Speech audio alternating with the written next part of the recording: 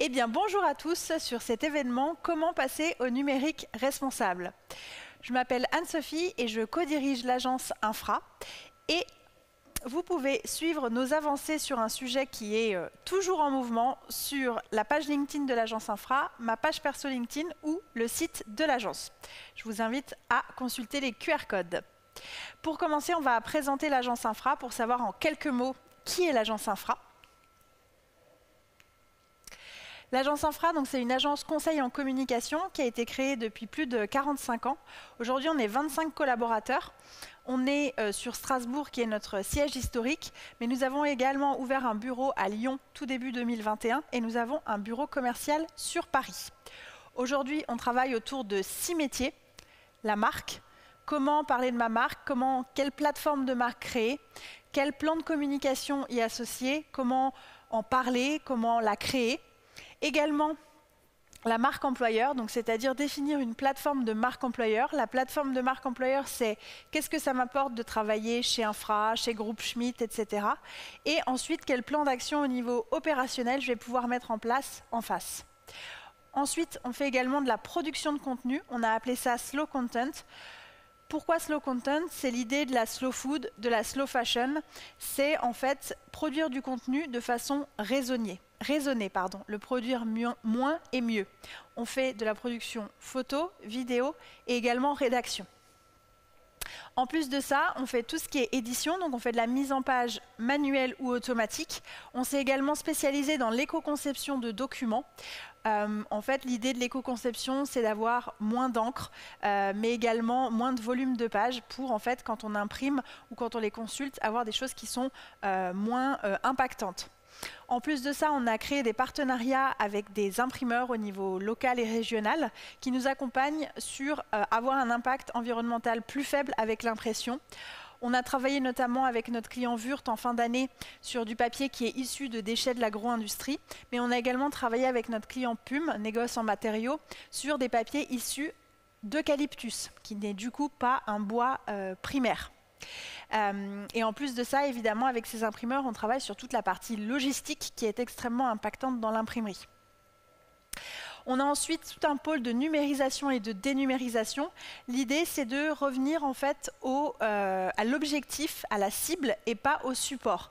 Donc, c'est-à-dire, au lieu de se dire je vais faire une brochure 24 pages pour parler de tel sujet, c'est plutôt de se dire c'est quoi l'objectif, qu'est-ce que je veux, de quoi je veux parler à ma cible, quel est l'objectif, et en fonction de ça, définir le support approprié. Et aussi de rationaliser les supports parce qu'on a tendance en fait dans les services communication à avoir beaucoup de supports et donc du coup on peut les réduire, les retravailler pour en avoir moins. Et le dernier point qu'on développera à la fin de cette conférence, c'est le digital frugal. L'idée c'est d'avoir un impact environnemental le plus faible avec le digital et vous verrez qu'on s'est spécialisé dans la création de sites éco-conçus. Infra, c'est une agence qui repose sur 3 piliers. L'engagement. L'engagement, vous l'avez compris, d'accompagner nos clients dans cette démarche de communication plus responsable et plus raisonnée. L'engagement également que nous avons auprès d'associations, puisque nous travaillons en pro bono, c'est-à-dire de façon gracieuse. Pour des associations, on va travailler leur stratégie de communication, leurs vidéos, leurs logos, et tout ça de façon gracieuse dans le temps de travail des collaborateurs. En plus de ça, le deuxième pilier, c'est l'inclusion. L'inclusion que nous avons au sein de nos propres effectifs, mais également l'inclusion puisque nous sommes mentors pour certaines associations, comme par exemple Sans Chance Sans Emploi, de juniors ou de seniors. On les coach, on travaille leur CV, on travaille la prise de parole pour les entretiens et on les aide à retourner à l'emploi. Et le dernier point, c'est l'environnement. L'environnement, vous l'avez compris, nous avons revu l'ensemble de nos métiers pour avoir un impact environnemental plus faible. Et en plus de cela, nous reversons 1% de notre chiffre d'affaires à des associations environnementales, ce qui nous fait faire partie du collectif 1% pour la planète. Au niveau de nos clients, on travaille aussi bien en B2B qu'en B2C avec différents types de clients dans les travaux publics, dans l'agroalimentaire, dans le bâtiment, dans l'industrie, dans les cosmétiques. C'est extrêmement varié et on a aujourd'hui plus d'une 60aine de clients actifs chez Infra. Alors, effectivement, j'ai envie qu'on fasse ensemble un état des lieux de la prise de conscience de l'impact du numérique parce que c'est vrai que souvent, on ne le connaît pas ou on ne se rend pas compte de l'impact. Et ce qu'on disait aussi pendant les discussions avant petit déjeuner, c'est que on nous parle beaucoup de l'aérien, on nous parle beaucoup du transport, on nous parle beaucoup des déchets, etc. Mais le numérique, on en parle beaucoup moins. Aujourd'hui, le numérique, en 2021, c'était 4% de l'ensemble des émissions de gaz à effet de serre dans le monde. Juste pour vous donner une comparaison, l'aérien, c'est entre 4 à 5%. Donc en fait, on est au même niveau en 2021 que l'aérien. Et on nous annonce 7% en 2025, donc 2025 c'est l'année prochaine, hein, donc c'est tout proche. Et on nous annonce plus de 10% à l'horizon 2030. Donc l'impact, il est gigantesque. Et en plus de ça, que ce soit l'aérien ou le transport routier ou tous ces secteurs qui sont très critiqués, ils ont atteint, je pense, des plafonds, c'est-à-dire qu'ils vont peut-être encore un petit peu augmenter, mais en tout cas, on met tellement d'actions pour la sobriété, pour faire attention, etc., que du coup, on ne va pas remonter plus loin. Alors que le numérique, on est sur une croissance exponentielle puisqu'elle devrait même tripler jusqu'en 2050. Et ça, c'est Greenpeace qui le dit, c'est pas moi, mais on ne se rend pas compte, le numérique, c'est finalement la plus grande chose qu'on ait créée au monde. C'est pas la Grande Muraille de Chine, c'est pas je ne sais quoi, c'est le numérique en fait. L'humain, la plus grande chose qu'il ait créée, c'est le digital et c'est le numérique, et notamment Internet. Au niveau de l'impact du numérique, donc l'impact il est constitué comme ça. Donc on a 79% qui est sur la production des terminaux, donc création des smartphones, des ordis, des montres connectées, des tablettes, etc. 16% les data centers, on va en reparler. Et 5% les infrastructures réseau. Les infrastructures réseau, pour schématiser, c'est les câbles, donc c'est la 4G, la 5G, etc. Mais on voit qu'effectivement, le plus gros de l'impact du numérique, c'est la production. Donc là, j'avais fait une prise de parole récemment sur le sujet, où effectivement, la première logique qu'on se dit, si finalement il y a 80% c'est la production, ça ne sert à rien que je change mes usages, ça ne sert à rien que je passe à l'éco-conception, puisqu'en fait il faut changer la production. Oui mais non, parce qu'en fait vous allez voir que l'éco-conception a en fait un effet très positif sur le renouvellement des appareils, puisqu'en fait on va moins renouveler et on va avoir moins envie de renouveler. Donc forcément en fait ça va avoir un cercle vertueux et il faut agir sur l'ensemble des sujets. En plus de ça, un chiffre qui n'est pas marqué là, c'est qu'aujourd'hui, si on veut faire la répartition entre production et usage, c'est 80-20. C'est-à-dire 80% la prod et 20% les usages. Et en plus de ça, parce que là, ça c'est l'impact du numérique au niveau des gaz à effet de serre, hein, puisque là on était sur l'émission des gaz à effet de serre dans le monde. Mais il faut bien voir que le numérique, il a aussi un impact sur la production d'électricité, puisque quand on utilise le numérique, on va beaucoup consommer. En 2017, donc c'est très vieux, c'était quand même, enfin c'est très vieux, non mais c'est quand même vieux pour un chiffre, c'était il y a 7 ans, c'était 10% de l'électricité mondiale et on annonce 20% en 2025. La réalité, c'est qu'on annonce beaucoup plus aussi à l'horizon 2030-2050, à tel point que certains experts nous disent qu'on ne sait pas si on aura assez d'électricité pour gérer et le numérique à un moment donné et l'ensemble de nos besoins primaires, se chauffer, manger, etc. Donc là, vous allez me dire, on arrêtera le numérique et on passera à nos besoins primaires. Sauf que ce n'est pas aussi facile que ça et on va le voir tout au long de cette présentation. Il n'y a rien qui est noir ou qui est blanc, en fait, tout est une nuance de gris. Parce que à un moment donné, quand on n'aura plus assez d'électricité, les choix qu'il faudra faire, ce n'est pas des choix 1 ou 0, c'est des choix en fait en région du monde. Donc forcément, peut-être les pays développés continueront à utiliser le numérique et du coup les pays moins développés n'auront plus accès à des besoins primaires à cause du numérique dans les pays développés. Donc c'est vraiment là où il faut voir en fait l'impact. Et je fais partie d'une commission pour le numérique responsable en Grand Est. Et en Grand Est, en 2021, la consommation d'électricité, c'est 11%. Donc 11% de la consommation d'électricité est liée au numérique. Et puis, si le numérique était un pays, ça serait le 3e consommateur d'électricité derrière la Chine ou les États-Unis. Donc c'est là qu'on voit aussi l'importance et la puissance. Au niveau de l'empreinte, ce qu'on appelle empreinte écologique, c'est-à-dire avec la consommation d'eau, la consommation d'électricité, les émissions de gaz à effet de serre, également, on en parle tous, c'est tout ce qui est extraction de matériaux, de terres rares. On a une empreinte qui est équivalente à 2 ou 3 fois celle d'un pays comme la Grande-Bretagne ou la France, pour tout le numérique dans l'ensemble du monde. Extraction des matériaux, ça aussi c'est un point important. Il existe, alors je ne sais plus exactement le nombre, mais plus de 90 matériaux sur Terre, et dans un smartphone, il y a plus de 50 matériaux. Donc on n'a pas l'impression, mais en fait dans notre smartphone, on a un bijou de technologie qui est extrait en fait sur ce qu'on appelle les terres rares, avec aussi les conditions d'extraction qui sont liées à ça. Et on a fait un petit jeu.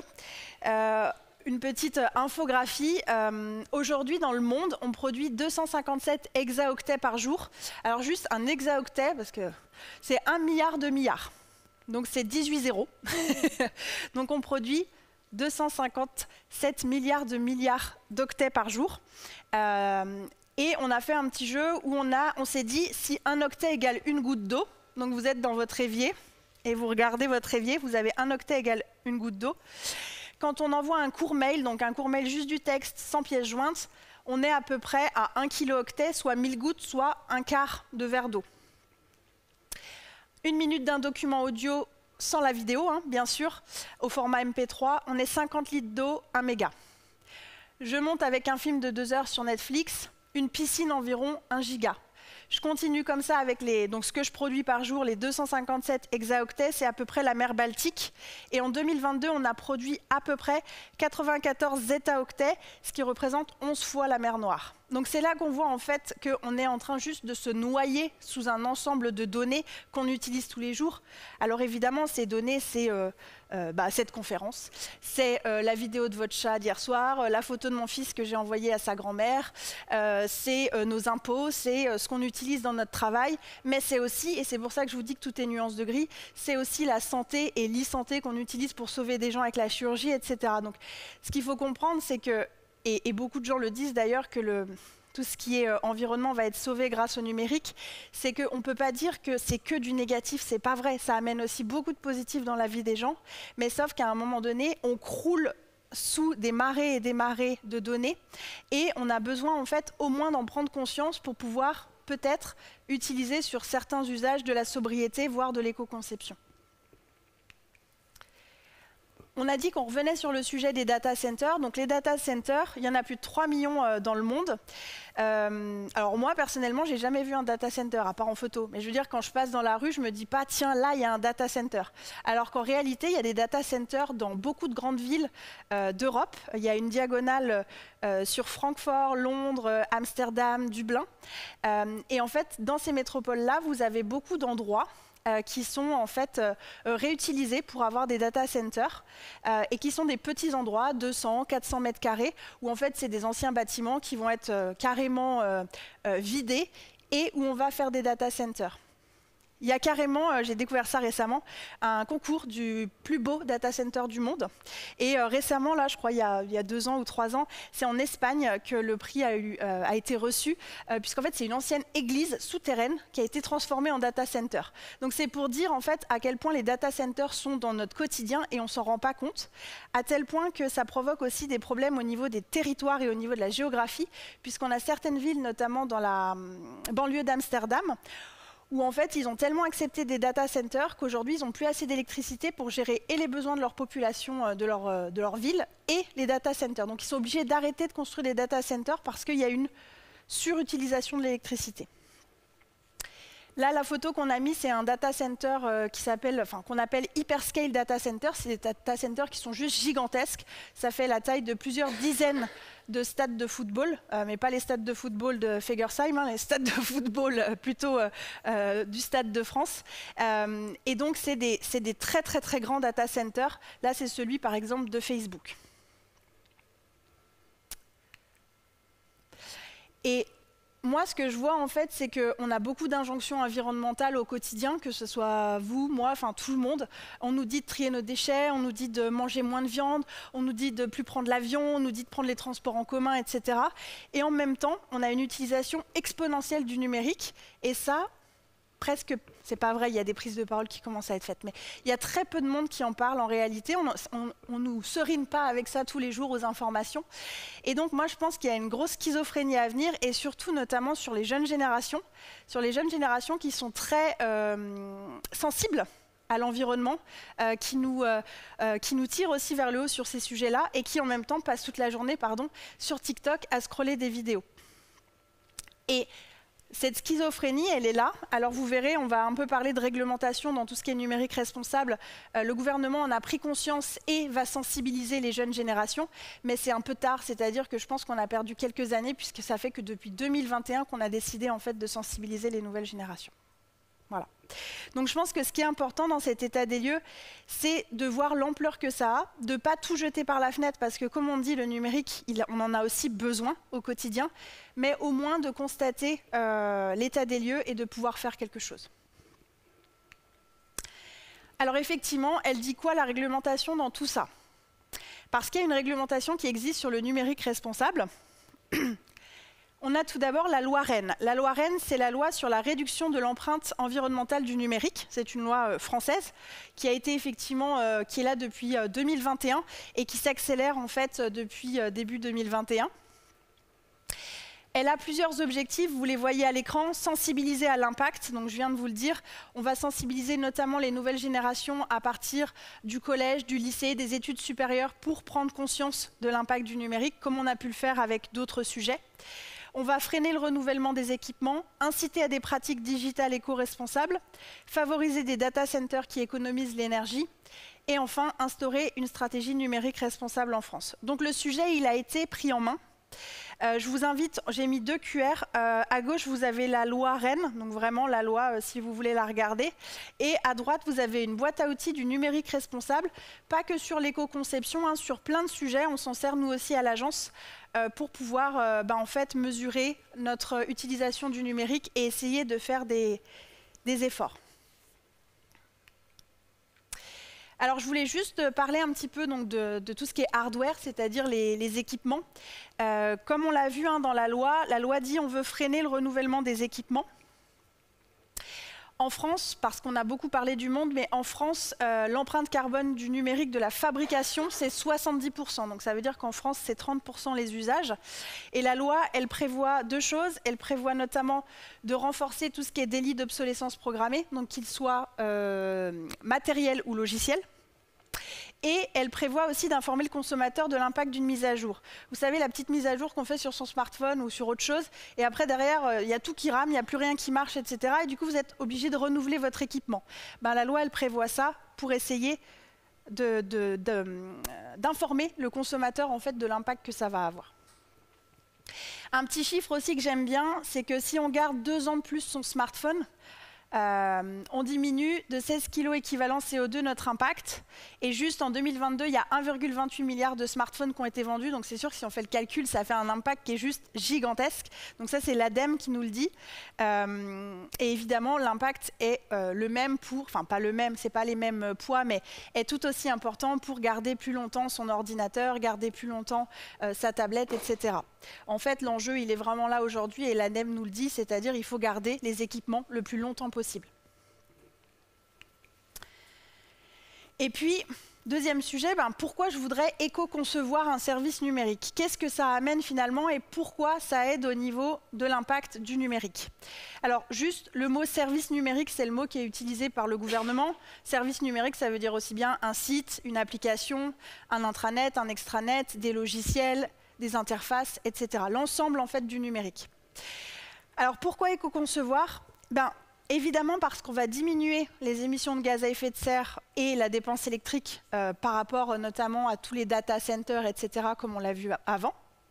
Mais aussi parce que sur un service numérique éco-conçu, on va avoir un front, c'est-à-dire une vitrine, qui va être imaginée pour dépenser et pour consommer moins d'électricité à l'affichage sur les écrans. Alors certes, c'est des petites choses. Ce n'est pas avec, par exemple, juste le site infra qu'on va changer le monde. Par contre, si tout le monde s'y met, évidemment, ça va avoir un impact qui va être un peu plus important. Et pourquoi on va diminuer la consommation électrique des écrans? Parce qu'en fait, quand on va éco-concevoir, on va faire attention à avoir moins de blanc, moins de bleu, qui est une couleur qui consomme énormément à l'affichage sur les écrans, etc., etc.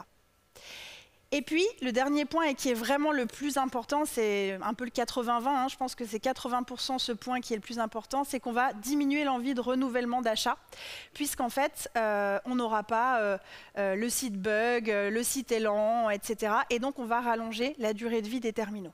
Et c'est vraiment ce pourquoi il faut éco-concevoir. Dans la loi REEN, donc dans notre loi française REEN, on a une partie qui est, avec un acronyme encore une fois, parce qu'on aime bien les acronymes en France, c'est le RGESN, donc le référentiel général d'éco-conception des services numériques. Et c'est un référentiel qui a 8 sections et 79 critères. Donc en gros, il nous explique comment éco-concevoir un service numérique. C'est un référentiel qui n'est pas du tout quantitatif, c'est-à-dire il ne va pas nous dire il faut faire ça, il faut faire ça. C'est plutôt nous poser des questions, c'est plutôt philosophique. Est-ce qu'on a vraiment besoin de ça? Est-ce qu'il faut vraiment faire ça, etc. pour en fait se poser des questions pour éco-concevoir. Ce référentiel, il a aussi un outil qui s'appelle le NUM EcoDiag, qui permet en fait de calculer son score de conformité à ce référentiel-là. Par contre, ce n'est pas du tout un outil de notation, c'est vraiment un outil d'auto-évaluation. C'est-à-dire que c'est un questionnaire auquel je vais répondre qui va me permettre de dire si je réponds bien au RGESN. Donc globalement, je peux raconter n'importe quoi, ce n'est pas le but, mais ce n'est pas un outil qui évalue. Et évidemment, le RGESN, il a été conçu pour s'intégrer avec l'ensemble des autres référentiels et règlements que vous connaissez peut-être. On a la RGAA, c'est tout ce qui est accessibilité. On a la RGPD, c'est la donnée. RGS, c'est la sécurité. RGI, l'interopérabilité. Et enfin, R2GA, c'est tout ce qui est gestion des archives et des données. Voilà. Donc le RGESN, il va s'intégrer en fait à l'intérieur de tout ça pour fonctionner ensemble. Ça, c'est les 8 sections. On ne rentrera pas plus dans le détail de la RGESN. Ce qui est intéressant, je trouve, c'est qu'on n'a pas que des choses qui sont techniques ou qui sont du code ou des choses comme ça. On a aussi de la stratégie, de l'UX et de la réflexion en fait, pour notre site internet. Et on verra que c'est vraiment un peu la clé de voûte d'un site éco-conçu. C'est la réflexion qu'il faut avoir pour avoir un site éco-conçu. Ce référentiel, donc il existe depuis 2021-2022. Il pose et il acte. Pour information, il est appliqué dès 2024. Donc 2024, on y est déjà. Donc il est déjà appliqué et pour l'instant, il est sans sanction. C'est-à-dire qu'en fait, le gouvernement nous dit ce serait quand même bien que tout le monde applique le référentiel général d'éco-conception. Mais bon, on ne va pas sanctionner. Mais ça veut quand même dire que peut-être à un moment donné, il va y avoir des sanctions. Sur certains articles, mais ça reste un peu pas des bruits de couloir, mais on ne sait pas trop d'où ça sort, on nous annonce des sanctions dès 2025-2026. Mais ce n'est pas encore des décisions officielles. Mais en tout cas, ça veut dire que le gouvernement, il a envie d'y aller et qu'il a envie d'aller dans ce sens-là aussi.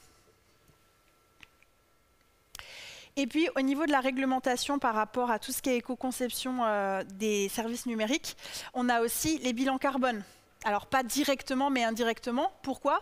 Parce qu'un bilan carbone, juste pour rappel, c'est obligatoire pour les entreprises de plus de 500 salariés en métropole tous les 4 ans. Et c'est obligatoire tous les 3 ans pour les personnes morales de droit public de plus de 250 salariés, l'État et les collectivités de plus de 50 000 habitants. Et en plus de ça, on a les plafonds ou les seuils qui sont en train de diminuer puisqu'on a l'arrivée de la CSRD avec les rapports de performance extra-financière, etc., où on a des nouvelles obligations de bilan carbone qui sont en train d'arriver. Et d'ici 2030, globalement, ça concernera toutes les entreprises de plus de 50 salariés. Donc c'est là qu'on voit qu'en fait, tout le monde va être concerné à l'horizon 2030 aussi sur ce sujet-là. Et les bilans carbone, en fait, ils sont composés de 3 parties, ce qu'on appelle des scopes. Donc les scopes, juste, vous avez scope 1, c'est les émissions directes d'une entreprise, donc avec ce qu'elle fabrique, etc. Scope 2, les émissions indirectes de toute l'électricité consommée au sein de l'entreprise. Et scope 3, les émissions indirectes. Et en fait, depuis le 1er janvier 2023, donc ça fait 1 an, les 3 scopes doivent être absolument pris en compte dans le bilan carbone. Avant, on avait le droit de faire des bilans carbone en prenant juste le premier scope ou voilà, faire un petit peu sa sauce. Aujourd'hui, on est obligé de les prendre en compte et d'ailleurs les scopes sont en train d'être revus. Et donc évidemment, pourquoi je vous parle de ça? Pourquoi je vous parle de ça? C'est que dans le scope 3, dans les émissions indirectes d'une entreprise, forcément il y a tous ses services numériques. Donc il y a son site, il y a ses logiciels, il y a toute l'IT en fait qui va être là-dedans. Et juste pour la petite anecdote, je lisais un article, il y a un grand dirigeant d'une boîte d'assurance qui expliquait, directeur RSE d'une grosse boîte d'assurance, bon, c'est de l'assurance, c'est des services, on est d'accord, mais qui expliquait que le scope 3, c'était 70% des émissions de son entreprise. Donc c'est juste aussi pour voir un petit peu Alors évidemment, quand on fabrique, forcément le scope 1 va être très important. Mais quand on ne fabrique pas, du coup l'IT, il appelait ça les TIC, tous les technologies de l'information et de la communication vont avoir une importance très importante dans le scope 3. Donc finalement, pareil, on ne le sait pas trop, mais la loi, elle existe avec donc la REN, le RGESN, les bilans carbone. Et donc, on a besoin de passer au site éco-conçu, ou en tout cas, on a besoin de faire un premier pas vers l'éco-conception pour aller dans le même sens que la loi. Alors, il existe aujourd'hui des choses pour mesurer si un site est éco-conçu ou pas.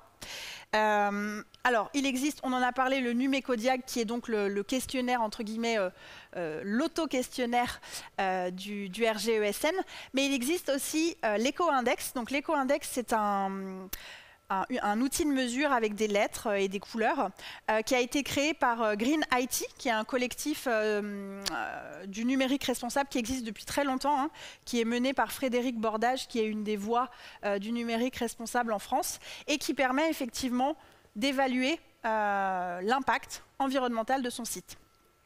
Il existe aussi Website Carbon. Website Carbon, c'est un outil de mesure qui a été créé par une agence londonienne qui a été très en avance sur les sites éco-conçus, puisque ça fait depuis le début des années 2000 qu'ils en font, et avec leur patron, Tom Greenwood, qui a écrit plein d'ouvrages sur le sujet et qui du coup a créé ce label-là. Et il existe aussi d'autres labels d'agences, on en a trouvé des agences bretonnes qui ont fait des labels, etc. Le seul souci que nous, on voit en tant qu'agence et en tant que concepteur de sites éco-conçus, c'est qu'il n'y a pas là-dedans, à part le Numécodiag, qui est un questionnaire d'auto-évaluation, il n'y a pas finalement d'outils gouvernemental, étatique, européen. En fait, il n'y a que des initiatives qui sont des initiatives associatives ou d'autres agences, etc. Et nous, ce qui nous inquiète, en fait, c'est que si on n'a pas de label, si on n'a pas de mesure, c'est un peu la jungle. Et en fait, finalement, tout le monde peut dire « mon site, il est éco-conçu, etc. parce que j'ai fait ceci, cela ». Mais finalement, on n'a pas vraiment... alors, on a le RGESN qui nous dit là où il faut aller, mais on n'a rien qui nous évalue, qui nous mesure.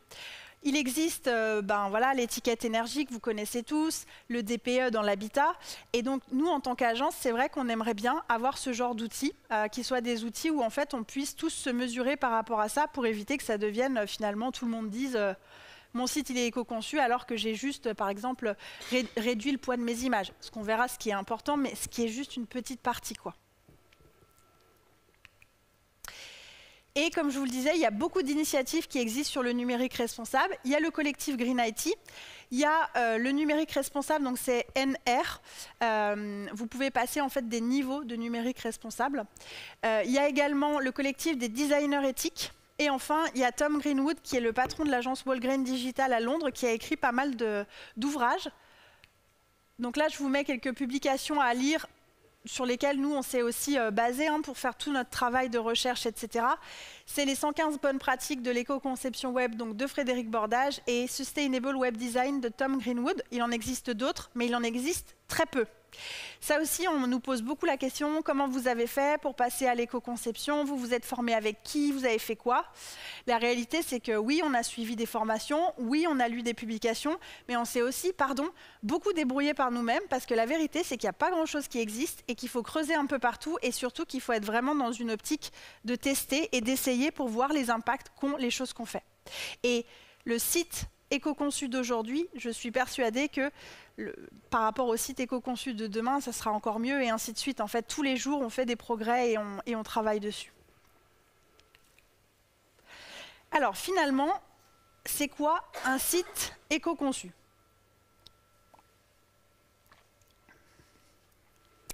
Eh bien, un site éco-conçu, je vais commencer par un petit chiffre qui m'a beaucoup marqué, c'est le poids moyen d'une page Internet. En 1995, on était à 14 kilooctets. En 2021, on est à 2,1 mégas. Alors évidemment, c'est les poids moyens, donc il y a plus, il y a moins.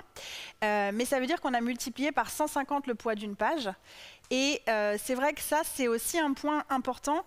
Quand nous, on a commencé à travailler sur l'éco-conception de sites, on a travaillé avec des développeurs qui ont une bonne vingtaine d'années d'expérience et qui ont souri en nous disant « mais en fait, on est en train de refaire juste les choses comme on les faisait avant, c'est-à-dire en toute logique » et en toute bonne intelligence. Alors qu'en fait, maintenant, vu qu'on a un petit peu des ressources illimitées au niveau web, ben, du coup, quand on développe, on ne fait pas attention à ce qu'on développe. Alors qu'avant, quand on développait, on faisait hyper attention, on ne prenait pas des choses dont on n'avait pas besoin, etc. Alors qu'en fait, aujourd'hui, vu que c'est un petit peu ressources illimitées, ben, du coup, on ne fait plus attention quand on développe.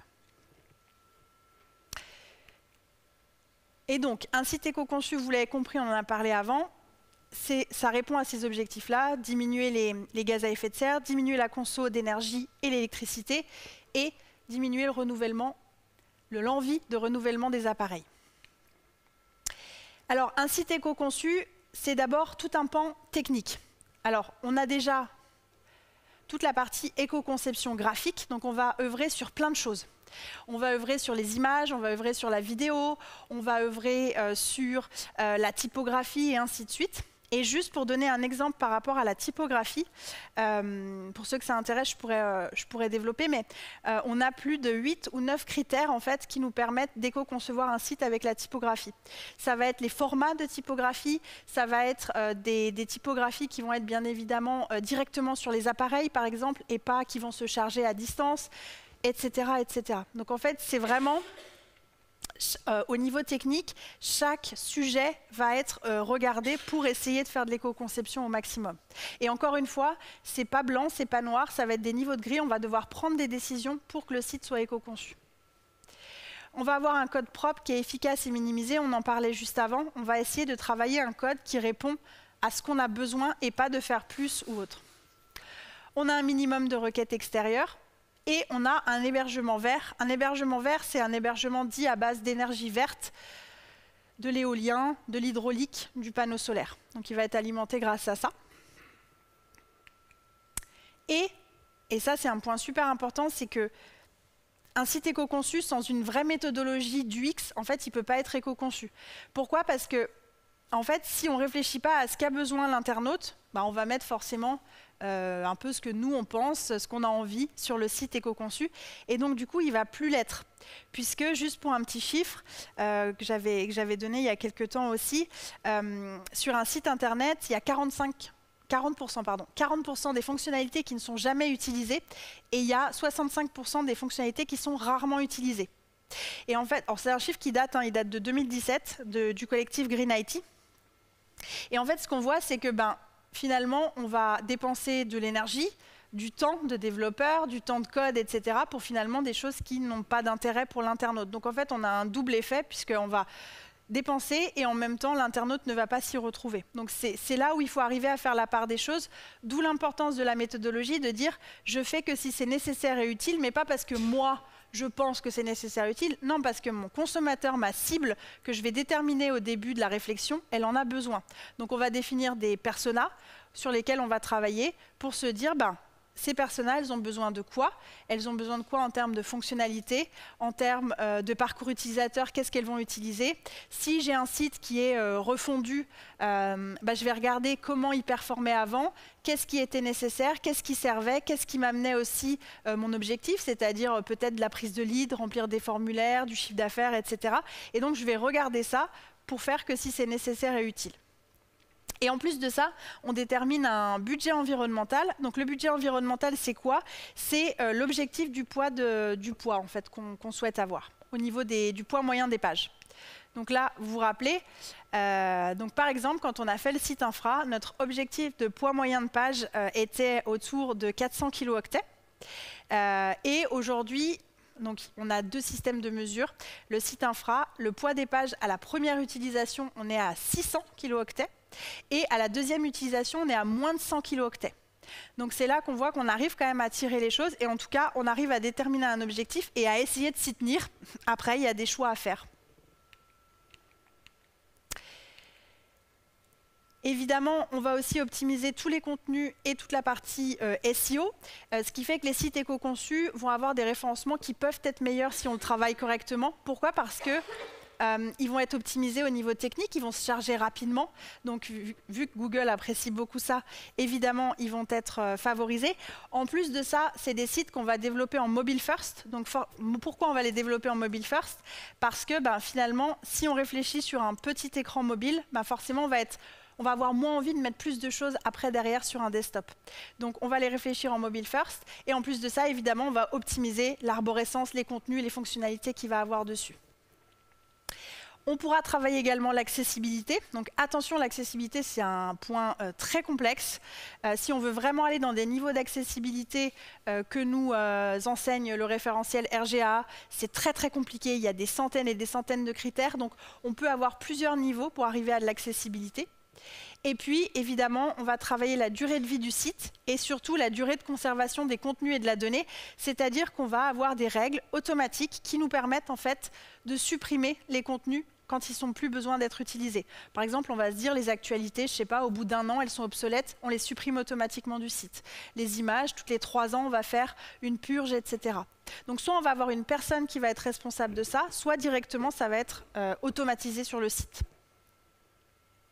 Et évidemment, ce qui est très important pour un site éco-conçu, c'est de sensibiliser, de savoir que ça a cet impact-là, de transmettre aux équipes et de former. Avec l'équipe, quand on a commencé à penser au site éco-conçu, la première chose qu'on s'est dit, c'est qu'il faut absolument qu'on donne un outil à nos clients qui leur permette d'avoir un site éco-conçu sur la durée. Pourquoi? Parce que si aujourd'hui on travaille ensemble un site éco-conçu, mais qu'on ne l'a pas travaillé ensemble sur la durée, demain vous allez charger des nouvelles images qui vont faire 5 mégas, etc. Et en fait, dans 3 jours, il n'est plus éco-conçu. Donc il était important pour nous d'avoir des outils qui vous permettent en fait d'être autonomes et, par exemple, qui va resizer les images directement dans le back-office, etc. Au niveau des bénéfices, on en a un petit peu parlé déjà, mais le meilleur référencement, l'amélioration de l'expérience utilisateur et du taux de conversion, ben forcément, si j'ai mieux travaillé mon UX, je vais avoir des parcours utilisateurs optimisés avec moins de clics aussi et mieux trouver l'information plus rapidement et donc des taux de conversion optimisés. Une meilleure image de marque qui va aller en parallèle avec votre stratégie RSE, etc. Vous allez pouvoir communiquer dessus. Un retour sur investissement à moyen terme. Alors pourquoi on dit ça? On dit ça parce qu'on va développer avec des technologies qui ne sont pas des technologies extrêmement dispendieuses, etc. Donc forcément, elles vont durer plus longtemps. Et en plus de ça, on va avoir moins de maintenance. Moins de maintenance, pourquoi? Parce que j'aurai moins de choses un peu exotiques que je vais devoir maintenir sur un site, etc. On évite un risque légal de sanction dans les prochaines années, point d'interrogation. Et enfin, on a une cible élargie. Pourquoi? Parce qu'on va travailler l'accessibilité. Donc évidemment, on va avoir plus de personnes qu'on va pouvoir toucher, notamment liées à des handicaps. En plus de ça, on va avoir une cible élargie parce qu'on aura des personnes qui auront une moins bonne connexion Internet. Je ne sais pas, par exemple, je suis dans le TGV, etc. Si j'ai un site éco-conçu, je vais pouvoir y accéder beaucoup plus facilement parce qu'il va charger plus vite. Donc forcément, notre cible, elle va être beaucoup plus élargie. Et donc effectivement, juste pour terminer, chez Infra, donc on a travaillé ce qu'on a appelé le digital frugal. On a travaillé une offre de sites éco-conçus. On a 2 types de sites éco-conçus. On a des sites éco-conçus, ce qu'on a appelé essentiels, qui sont des sites éco-conçus qui sont relativement restreints. Donc on est sur une dizaine, quinzaine de pages maximum avec des fonctionnalités très simples, un formulaire de contact, des renvois vers des offres d'emploi, etc. Juste pour un ordre d'idée budgétaire sur ces sites essentiels, on va être à partir de 7 000 €. Donc on est sur quelque chose d'assez accessible. Et on est sur un CMS en no-code. Ça veut dire qu'on n'a pas besoin d'un développeur pour créer le site internet. Et on a une deuxième offre de site éco-conçu qu'on a appelé Optimum. Oui, on est des marketeurs, hein, donc on développe des offres. Le deuxième, donc, c'est Optimum. Optimum, ça va être des sites qui vont être développés sur le CMS Pimcore, qui est un CMS qui est extrêmement agile, durable et cossu, et qui nous permet en fait de faire des très gros sites, des sites avec des fiches produits, des sites avec des fonctionnalités, avec des API, avec des liens vers d'autres logiciels, etc. Voilà, donc ça c'est essentiel ou optimum. Et en tout cas, les deux sont développés grâce à notre méthodologie GreenUX. La méthodologie GreenUX, forcément, sur les essentiels, elle va être adaptée parce qu'on va avoir moins besoin de réflexion. Et sur les optimums, elle va être beaucoup plus longue et importante. En plus de ça, on a développé ce qu'on a appelé un audit green. Alors l'audit green, c'est quoi? C'est vous avez un site aujourd'hui qui n'a pas forcément été éco-conçu, mais vous avez envie de faire un premier pas vers l'éco-conception. On va faire en fait un audit technique, de contenu, pour en fait aller vers des optimisations pour faire un premier pas vers l'éco-conception. Et évidemment, on continue toujours à vous accompagner sur toute la partie web marketing de façon raisonnée, en travaillant en fait les audiences et en faisant de la qualité et pas de la quantité, sur tout ce qui est référencement naturel, référencement payant, publicité sur les réseaux sociaux et également prise de parole sur les réseaux sociaux. Voilà, est-ce qu'il y a des questions?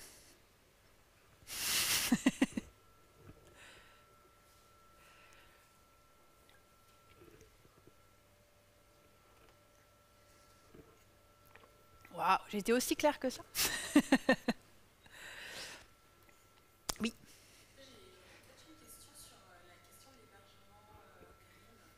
Concrètement, ça se passe comment? C'est quoi les indicateurs d'hébergement éco? Alors la question c'est sur l'hébergement, ce qu'on appelle vert, green. Qu'est-ce qu'un hébergeur green et comment on peut le mesurer? Alors en fait vraiment l'hébergeur vert c'est un hébergeur qui est à base d'énergie verte, donc comme on disait, hydraulique, éolien, panneaux solaires. Il faut savoir qu'il existe, notamment grâce au collectif Green IT, une liste des hébergeurs qui sont dits verts sur Internet. Je pourrais vous mettre les liens à disposition. Donc nous, personnellement, chez Infra, on a regardé. On voulait absolument travailler avec la France parce que ça nous tient beaucoup à cœur de travailler en local, mais on n'a pas réussi à trouver un hébergeur qui soit assez vert pour nous parce qu'en fait il répond à certains critères aussi techniques et d'efficacité. Et donc on travaille avec un hébergeur suisse, qui est un gros hébergeur suisse, mais qui a est vraiment dans un cercle vertueux au niveau de l'hébergement, met beaucoup de choses en place. Et notamment, par exemple, il construit des data centers souterrains qui ensuite viennent alimenter, par exemple, le chauffage urbain des villes. Donc on est vraiment dans une optique vertueuse et en tout cas d'aller vers du mieux. Voilà. Mais il en existe d'autres, mais c'est vrai que nous, en France, on n'a pas trouvé l'hébergeur qui était assez performant, technique et vert pour nous. C'est pour ça qu'on a été en Suisse.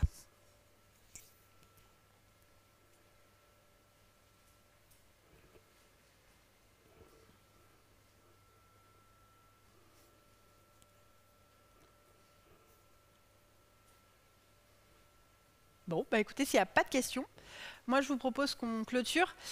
Juste pour un petit mot, donc effectivement, on est ravis de vous avoir accueilli, que ce soit ici ou, ou en live. Vous pouvez effectivement donc, nous suivre pour qu'on vous raconte un petit peu nos avancées sur le numérique responsable. Voilà, je vous souhaite à tous une bonne journée et à bientôt.